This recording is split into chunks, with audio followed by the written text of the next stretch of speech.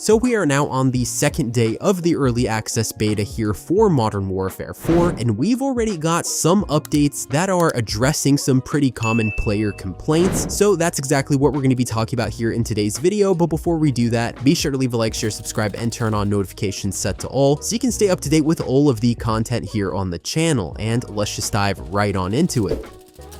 So in the first day of the early access beta, it seems like there have been some pretty interesting player reactions to Modern Warfare 4. Now from a personal standpoint, my opinion is I really like this game. I like it a lot more than Black Ops 7 during the exact same period of time, basically during that open beta stuff. I think the game is good. I think that it's not too fast, it's not too slow. There's a couple of problems that I have faced. Stuttering is one on PC. Netcode definitely has some problems, so I hope that gets fixed soon. TTK and TTD were definitely some big problems I faced on day one, a little less on day two because I do believe they did something to fix it, which I'll be talking about here in this video, of course. And then I do find that the maps are pretty decent. Overall, not a bad multiplayer in my opinion. It's definitely not as slow paced as Modern Warfare 2 from 2022 was. I was playing that pretty recently. If you guys saw any of my recent content, you'll know that that's kind of the gameplay I was doing before the early access beta to talk about Modern Warfare 4, and definitely a lot faster than MW2, but for the most part, I do like Modern Warfare 4. I've played it a lot. I don't really have many negative things to say aside from I did want to mention visibility. I do feel like that is a negative in this game, but for the most part, I do think it's a solid title. Now, in terms of day one, basically Infinity Ward acknowledged a couple of the problems that are in the game: footstep audio, map voting, weapon balance adjustments, bug fixes, and more. So today they actually did drop a pretty neat update that did add some extra content to the beta and also fixed some of those problems. So let's talk first about the actual content that got updated, not just the bugs and things like that. So for content, we got a new map, which is a core 6v6 multiplayer map called Cachette. This one is set in the countryside, I guess, of France. I think for the most part, this is not a bad map by any means. I do think it's a pretty solid one. Of all the maps in the game so far, my personal favorite has been Silkworm, but I didn't really like Transit 213. Now I will say Transit 213 has grown on me. It's just kind of this game's version of, I would say, Shipment, but Cachette is a pretty good middle ground map. It's not super small, it's not super huge either, so it is something to know, but it's definitely got a lot of buildings. I do feel like though Cachette does encourage camping a little more than some of the other maps, but for the most part, I didn't mind it.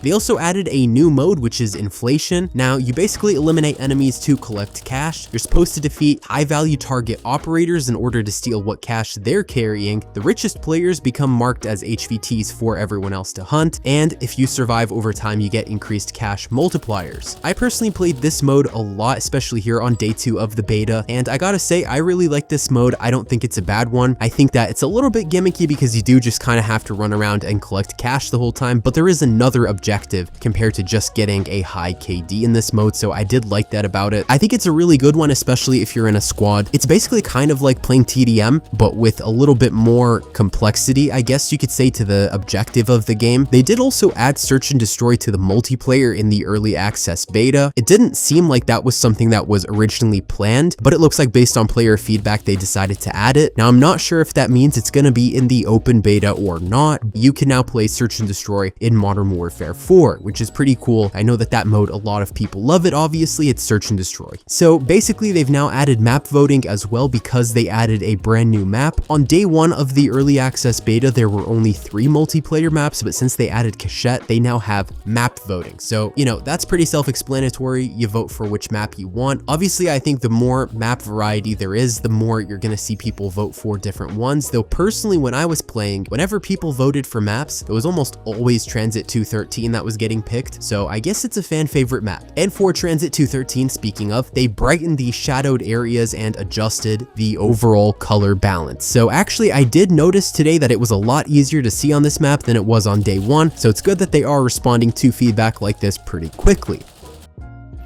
Now for weapons. Weapons in this game so far, I don't have a problem with. I think they're pretty good. I don't think Call of Duty's weak point has ever really been the weapons, to be honest. I think they're fine, but there were definitely some really OP weapons here in the first day of the early access beta, so it looks like they have recognized the OP ones. Of course, the ISO Nightshade, this submachine gun, I knew was going to get nerfed. After playing it on day one, it was extremely OP, but they did nerf the range for the maximum damage and the other ranges, like the medium damage ranges. Not for the minimum damage range, they didn't mess with that, but they did also decrease the headshot multiplier on it from 1.4 to 1.3. Another weapon that they nerfed as well is the Oris, I don't know how to say it, 8.6, which is a marksman rifle. They just reduced the maximum damage range and the medium damage range once, so that did get a nerf. Personally, I don't think I played this one, so I don't know, I can't really give an opinion on how it plays, but they also adjusted the head damage multiplier from 1.7 times to 1.6 times, and then they also adjusted the Apex attachment for it, increasing the time between throws. I haven't gotten any of these Apex attachments yet, so I can't really give an opinion on if they're useful or not, but if you have, let me know in the comments below. They also adjusted for the attachments the frangible rounds. They reduced the frangible slow duration by 26.8%, and the slow magnitude was reduced by 21.4%. Moving on from that, they did some audio adjustments. They say their objective for movement audio is to indicate when enemies are approaching without revealing their exact positions at a distance. They say here that they're going to continue looking at feedback for this topic throughout the beta. They did reduce the distance at which enemy footsteps and gear audio can be heard, and decreased overall enemy footstep and gear audio volume. To be honest with you guys, I didn't really notice the huge issue with the footstep audio. I'm not sure if it was just my headphones, I don't know, but people were saying it was really loud. I think the only thing I can kind of say is that on day one, for sure, your teammate footstep audio was really loud. Not as loud as Modern Warfare 2, but definitely loud. And I will say though that the enemies were a lot quieter than I expected. You can easily get snuck up on in this game, I feel, but yeah, that's something I noticed.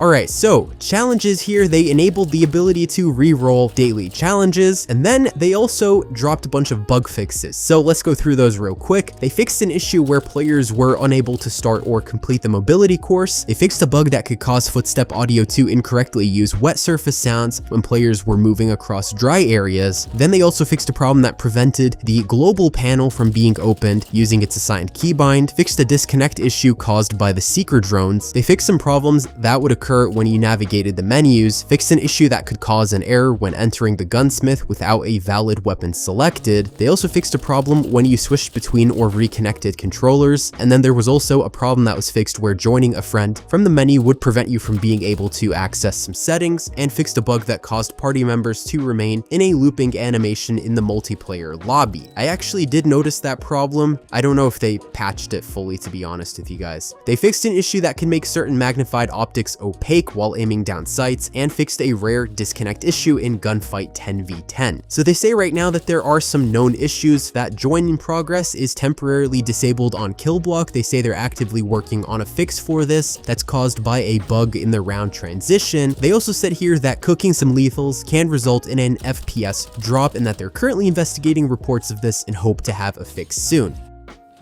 So in terms of the content that's left for the early access and the open beta, it looks to me like there's another map coming up, which is Lotus. We haven't seen that one yet. We've seen Rooftops, Silkworm, Transit 213, and Cachette, so I'm assuming Lotus is going to be tomorrow. And then no more new modes. It looks like the modes are done until the open beta. In the open beta, they're going to be adding another map, which is Lithium. It looks to me here like Lotus is not going to be in the open beta, so it looks like they're just kind of swapping that map. Then Ground War is going to be added in the open beta, which is going to have 2 maps. Of course, Warzone's beta is going to be with the open beta, and then multiplayer modes, they're also going to be adding Hijack and Combat Outpost on top of the ones that were available in early access. Killblock is the same, everything else is the same, the campaign mission is the same, but yeah, you do get Ground War and Warzone in the open beta, not in early access. I would say overall, I do like Modern Warfare 4. I don't really have a ton of complaints to make. I think that there are some valid criticisms towards some of the problems in this game. It definitely does sometimes tap stutters. The movement itself, I'm not feeling that it's too clunky. If anything, it's quite fast-paced for an Infinity Ward game, which did surprise me. I was actually quite shocked at how smooth and fast it was, but they've already got updates going and it looks like they are responding quickly to feedback and are probably going to release some more updates very soon. Now, a big thing that I've heard a lot of people complain about is SBMM and matchmaking. To be honest, I didn't really notice it was that crazy. I played on both the open and the SBMM stuff just to kind of compare myself how it feels, and to be honest, it's not that different, but you definitely do have to try hard in some matches. Other matches are really easy. I personally felt like it was overall more balanced than I remember the SBMM being. That might just be because I haven't played Call of Duty in some time. Let me know what you guys think in the comments below, how you're feeling about Modern Warfare 4 so far. Be sure to leave a like, subscribe, and turn on notifications set to all so you can stay up to date with all of the content here on the channel. And that's all for today, folks.